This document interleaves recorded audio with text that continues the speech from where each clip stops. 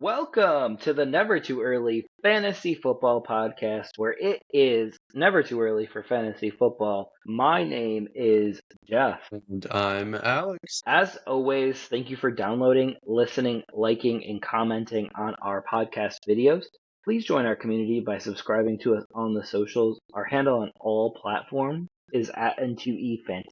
We are also available on all major podcasting apps by searching N2E Fantasy. Alex, what do we have on today's show? On this episode of the Never Too Early Fantasy Football Podcast, we are doing our Week 11 preview of the 2024 NFL season. And we can get kickstarted here with our primer. Let's just note that the Cardinals, Panthers, Giants, and Buccaneers are all on bye week. So get all of those players out of your lineup and put in someone actually playing. Jeff, we got a interesting Thursday night matchup again. We have the Commanders at the Eagles. Probably both of these teams are playing for the division lead at this point. What notes do you have for this game? Who are you playing and who are you picking in this matchup? So I see this game being a 31-28 game. I think this game will produce a lot of points because of what you just said. There's a sense of urgency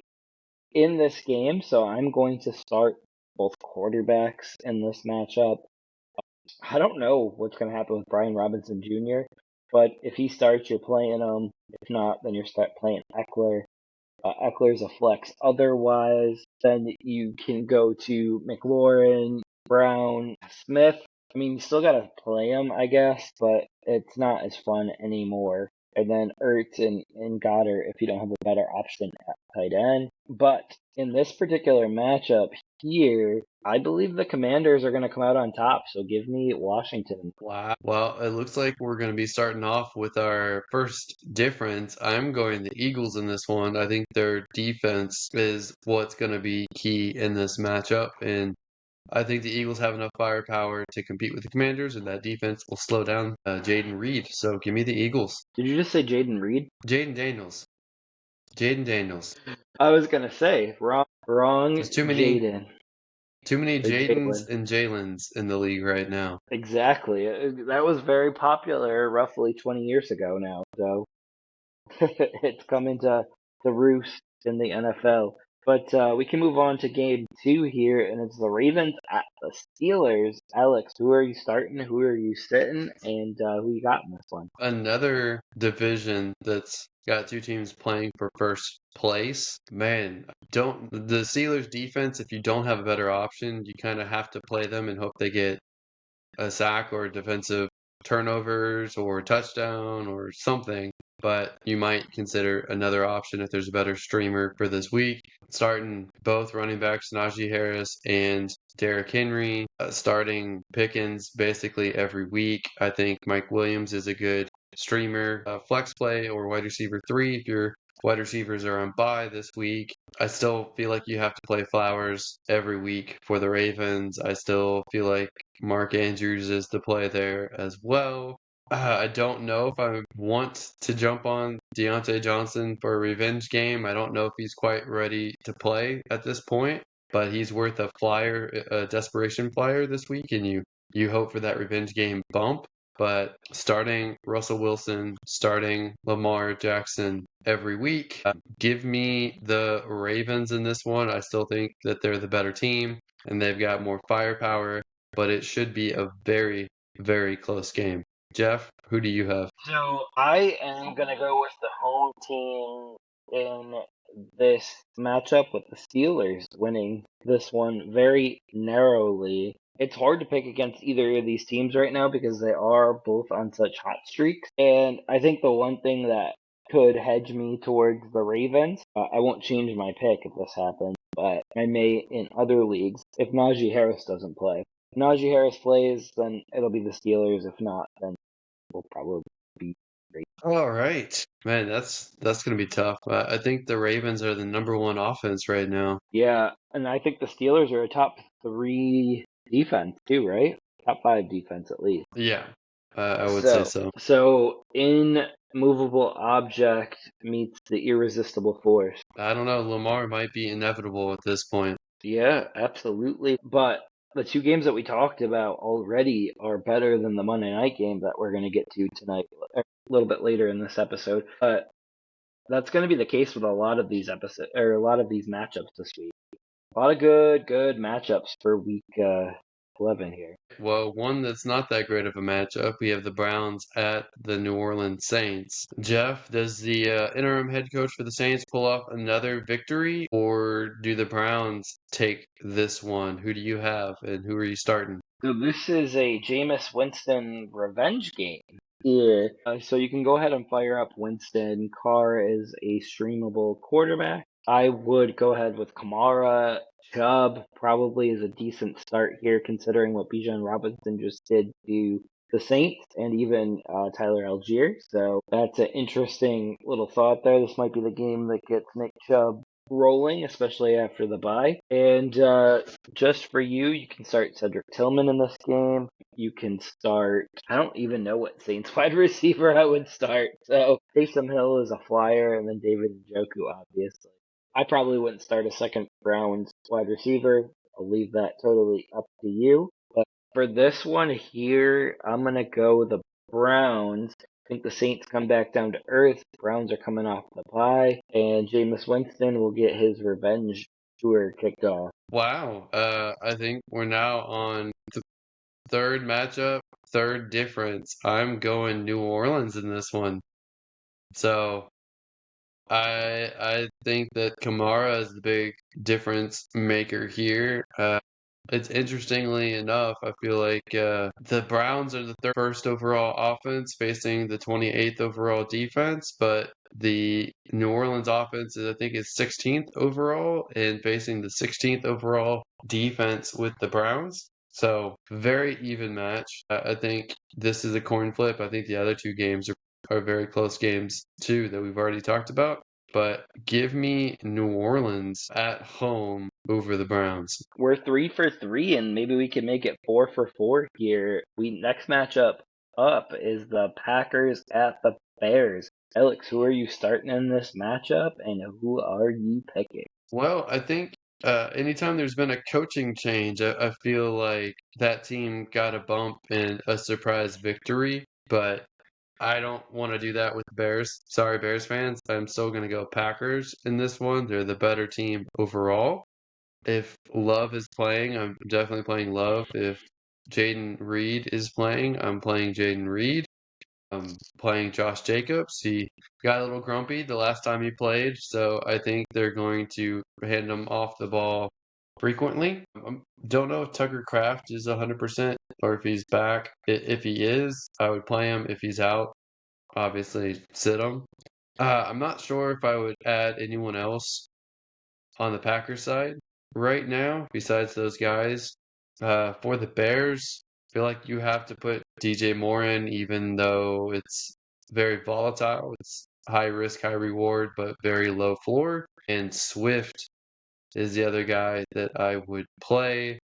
Dunze and Keenan Allen are desperation plays, as well as Christian Watson with the Packers and Dobbs with the Packers. Yeah, I completely agree with everything you said, including your pick, and I am also going to pick the Packers in this one. But back to what I said in the previous episode, Bears receivers wouldn't feel great starting any of them right now, including DJ Moore. Yeah. Okay, Jeff. I do have one more question though for you Sure. on this matchup. How does a week changing coordinators, how does that work when you only have like 7 days to implement like these changes and the scheme change? Like, is that even possible to be completely different in 7 days, or do you just sprinkle in little new wrinkles what's been started? I would imagine that it's the same or similar playbook, but different play calling and maybe plays that the players have a lot more input on for that week. So I would imagine that Thomas Brown is going to ask Caleb Williams and the receivers and the running backs there, like what plays do you guys want to run? Which ones do you find more successful? And then kind of scheme around that. So it might be a little bit different, but like you said, on just 7 days and no bye week, it will be a lot more difficult. Right. That's kind of what I was thinking as well. And so I don't know if they get that bump because of that. That's why I didn't pick them. All right. Jeff, I'm very curious who you're going to pick with this next one. The Indianapolis Colts at the Jets. Both these teams are struggling right now. Both these teams likely starting 40-year-old quarterbacks. Who do you think has the edge in this one? And is anyone startable this week? My first question is this the first time that two 40-year-old quarterbacks have met in... Is this the oldest matchup of starting quarterback? It doesn't have to be answered, but that was my first thought when you had said that. But as far as this particular matchup goes, I think it's safe to start Aaron Rodgers this week. You might have to, considering the bye week. I think I probably would not start Joe Flacco at this point. I have not seen enough from him this year. You could start Jonathan Taylor, Breece Hall, Garrett Wilson, Devontae Adams. You can start Michael Pittman if he plays, but he's still a cautious play at best. I think Josh Downs is their number one wide receiver, so you can go ahead and start him. And you could fire up Conklin. I mean, he doesn't really do much for me, but I know some people were in on him in the off season. But for this matchup here, tend to believe in Aaron Rodgers a little bit more than Joe Flacco, so I'm going to go the Jets. I'm also going the Jets in this matchup. I agree with your starts for this week as well. Awesome. So after starting off with 3 disagreements, we are now with back-to-back agreements. And will that continue next with the Jaguars at the Lions? Well, I would hope that you're also picking the Lions. Otherwise, I'm going to question your sanity over there. Obviously, I'm starting the Lions. I'm starting every offensive skill position player for the Lions. I'm starting the Lions defense if you have them. They're a great streamer option this week. So both running backs for the Lions. Jared Goff, I would hope that he performs this week at home and starting all the wide receivers and Laporta as well. The Jaguars, we got to see if Trevor Lawrence is back. If Trevor Lawrence is back this week, then you can fire up Brian Thomas Jr. If it's Mac Jones, it's a huge downgrade for all the skill position players. So if that's the case, I might not want to start anyone other than maybe ETN and maybe Ingram. But with Lawrence and you definitely want to fire Brian Thomas Jr.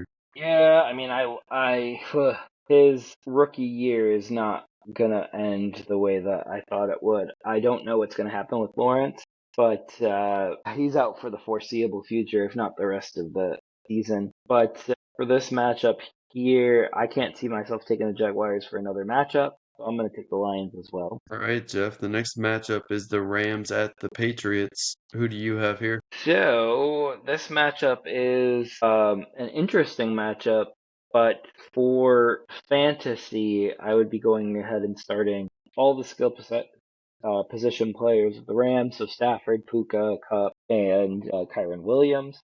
I don't know what I would do at tight end there. I'm not really a Parkinson guy. For the Patriots, I think it's just Ramondre Stevenson, and that's it, that you would have any confidence. I think you could do Hunter Henry, but he burnt me last week, so I don't know if I would want to go down that path again. But the Rams do appear to be playing better on the road, and for that reason, I'm going to take the Rams. I concur. I'm also going the Rams, and I agree with your starts this week as well. All right.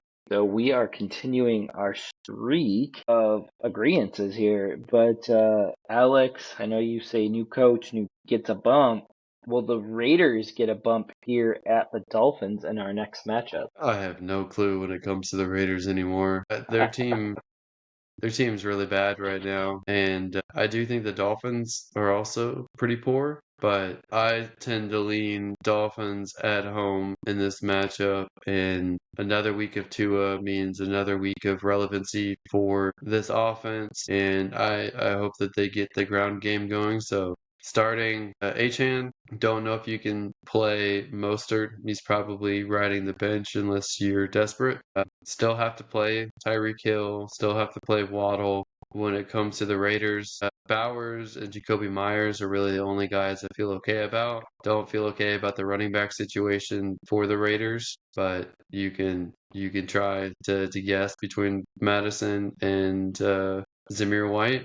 But give me the Dolphins in this matchup. All right. So this is one of the harder matchups of the week, but I do believe that the Dolphins will continue their upswing and their run to the playoffs, and for that reason, I'm also going to take the Dolphins. All right, Jeff. The Minnesota Vikings at the Tennessee Titans. Who are you starting and who are you picking in this matchup? So, we were just talking about this matchup on our last episode, and Alex, I have to take the Vikings in this particular matchup, and I also believe that you can go ahead and start Darnold in this matchup, Pollard, Aaron Jones if he plays, so we gotta watch out to see if Aaron Jones plays or doesn't play. Justin Jefferson, Addison's probably a bench until I see him perform at this point. Hawkinson needs to be in lineups. As far as the Titans go, I think it's Calvin Ridley and Tony Pollard, and I think that's it from my perspective on that team. But go ahead and give me the Vikings getting their 8th win here. I'm also taking the Vikings. However, I think it's going to be another low scoring game for them. The Tennessee Titans have quietly had a really good defense this year. I know one of their top corners, Snead, may or may not play this game, and their safety is now on IR. But Vikings offensive line's really banged up. Their left tackle was put on IR, and they have a fill-in with Cam Robinson at left tackle. Hasn't quite been the same. Darnold looks like he regressed a little bit, so it's going to be a really low-scoring game, in my opinion, but you still have to play the same guys that you mentioned, and I'm still taking the Vikings despite that. I just think Will Levis against that Viking blitz is probably a disaster waiting to happen. But then again, he could have 5 touchdowns for all I know at this point. It's kind of been that kind of random of a season. Absolutely. So, another agreement. Right. Well, we have an agreement with this next one, Jeff. We have the Possibly. Falcons at the Broncos. I am kind of torn up on this myself. Broncos have a really good defense. Falcons have a okay defense, at least. But man, I feel like you have to start Bo Nix every week for the Broncos. You have to start Kirk Cousins even against a tough defense, I feel like. If London is good to go like he was his last game, I'm starting London. I'm starting Mooney. Starting Pitts, starting Bijan. For the Broncos, you got to start Sutton. Any Broncos running back is a flyer play at this point. Audric Estime could be the guy this week. They could go back to Williams. It could be McLaughlin. I don't know. So I don't really trust any of those guys right now. But I think I'm going to go Falcons in this one. Yeah, I don't feel particularly good about it, but I'm going Falcons. Boy. All right. So you're going against your guy Bo Nix, and I am gonna go the Broncos in this matchup. I'm gonna go with Bo Nix. I'm gonna go with the Falcons. Do not travel well to Mile High, and I'm gonna go with this being a much later game for Kirk Cousins as well. So I think that the Broncos defense stifles the Falcons, and I think the Falcons defense, I don't know if they're that good. I mean, the Broncos. Let's ride. All right, Russell, cool your jets. All right, Jeff. What about NFC West matchup, the Seattle Seahawks at the 49ers? Who are you taking and who are you starting? So, this is another good matchup. We talked about a lot of good matchups, and I think 3 of the last 4 matchups that we're going to talk about are actually great on paper matchups. So, for the simple fact that the 49ers are the home team in this one, I'm going to pick the 49ers. And you can start Purdy, CMC, your buddy Debo. I don't feel great about Jennings or I mean people can start them if they don't have a better option. For the Seahawks, Geno had been on quite a tear, but I think that the 49ers defense is a little bit better. So if you have a better option, I would not start Debo or I would not start Geno. Sorry, Debo Geno. Lots of two syllable names here. And DK Metcalf, I don't know if he's going to play this week. I think that could be one of the difference makers for the week, because I don't necessarily expect him to play. If he doesn't play, start him. If he doesn't, JSN and Lockett need to be started, and then Kenneth Walker as well. And then obviously our buddy George Kittle, your buddy and my buddy George Kittle needs to be started as well. But give me the 49ers.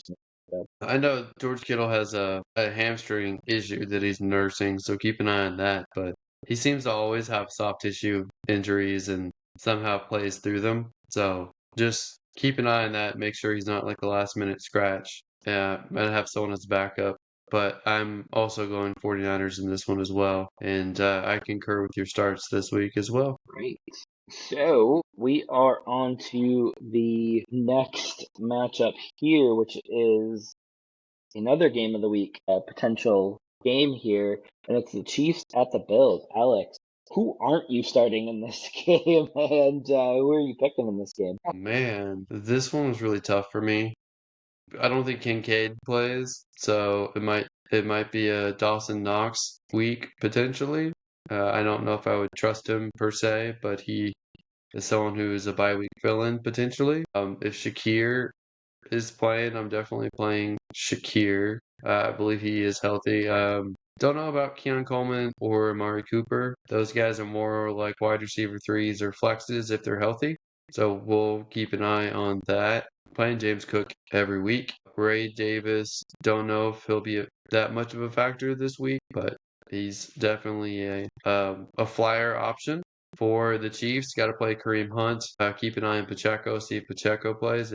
If he's playing, you switch over to Pacheco if you have him. Starting Hopkins, starting Kelsey, starting Josh Allen. Don't think I'm starting Mahomes. I think I'm benching Mahomes unless I don't have a better option. But oh man, I'm still going Kansas City in this one. They keep finding ways to win ugly, but they're still winning. That is true. Do you think they'll go undefeated this year? There's a good chance at this point. If the Bills don't do it, it's looking like it might be a rest the starters kind of situation for them to lose. Do you think they would do that if they had the first round bye locked up? I can't see Yeah, that. I think they would, although they've not rested before when they had it locked up. So we'll see. But they seem like the type that would also potentially chase the perfect season, even though this season's been far from perfect for them. Yeah. I'm gonna go with the Bills in this matchup, and the only reason I'm gonna go the Bills in this matchup is because I've seen Kansas City be brought to the edge the last 2 weeks by Baker Mayfield and his weaponless team, and also rookie Bo Nix. So I gotta bet against the champs here, and I'm gonna go the Buffalo Bills. All right. Well, I'm very curious which direction you're going to go with this next one. The Cincinnati Bengals at the Los Angeles Chargers, Jeff. Who are you picking and who are you starting? I'm going Justin Herbert in this matchup. So give me the Chargers in this particular matchup. I'm going to start Herbert. I'm going to start Burrow. I'm going to start Chase. I'm going to start Higgins if he's playing. I'm going to start Quentin Johnston. I'm going to start Lad McConkey. I think this has a high scoring potential, which goes against the Chargers formula, but I know that their quarterback can hang here. And then for running back, obviously Dobbins and Chase Brown as well. The tight ends, Gasecki if Higgins misses. If not, I'm comfortable with putting him right on the bench. So give me the Chargers in this one. Wow. This will make the sixth difference. I'm going Cincinnati in this one. I feel Of like course you are. They're your Burrow, boys. both quarterbacks have been fantastic this season. Gosh, it's such a tough week, but I feel like the Bengals have that desperation to win the game. The Chargers don't necessarily have to win this game, and I feel like the Bengals do. So give me the Bengals in this one. Okay. I mean, that one is chalk for us because you've been a Joe Burrow Bengals guy and I've been a Justin Herbert Chargers guy since day one of their careers. So we chalked that one. I All think we right. both like both quarterbacks, though. Yeah. For sure. Burrow could use some extra help, but that is what it is. So the last matchup, I'm gonna let you break it down. It's your team, the Texans at the Cowboys. I think this is a really bad Monday night game, and they really couldn't get out of it. It was too late at that point, so here we are stuck with it. All right. Well, I'm obviously going to go with the Texans. I think the Cowboys season is over. Starting Stroud, starting Nico Collins. I'm pretty sure he's playing this week. Starting Tank Dell, starting Mixon. I do think that Dalton Schultz, should he be healthy, ready, and playing, I think he's a decent option at tight end. On the Cowboys side, it's really just Lamb and Ferguson, really the only guys worth starting, in my opinion. I think, though, without Dak there, they're downgraded to low-end starters. But give me the Texans all day. And if they lose this one, I'm going to be super pissed. I mean, this is one way that they get off their little bit of a losing streak here. Looking at the Texans now, I think they were lucky to beat the Bills earlier in the season because I don't know if the team now could beat the Bills now. So it sometimes on your schedule it matters when you play opponents, and they played the Bills at the perfect time in their schedule. But the Cowboys have no shot in this matchup, no shot at a victory here. So give me the Texans as well. It feels so weird to say the Texans and not talk about Dallas and Texas, and yeah, it's just a lot of Texas going on. One day there'll be an all-Texas Super Bowl, football gods willing. But, the Cowboys, or Dallas, I should say, used to have the Dallas Texans. That was the Chiefs in their first iteration. And they moved to Kansas City after the owner lost a poker match. So, a poker game. Hey, sometimes that's all it takes is a poker game to move a team. Yep. All right. Well, I think that's it for this episode of the Never Too Early Fantasy Football Podcast. Thank you all for downloading and listening to this episode. Please don't forget to like and subscribe. Please leave us a comment and share the show. Every little bit helps. Thank you. You can find us on all podcasting apps by searching N2E Fantasy and with our handle at N2E Fantasy on all social media platforms. Please join our community and give us a follow. Until next time, take care of yourselves and remember, it's truly never too early for fantasy football. Thank you again. Hi, everybody.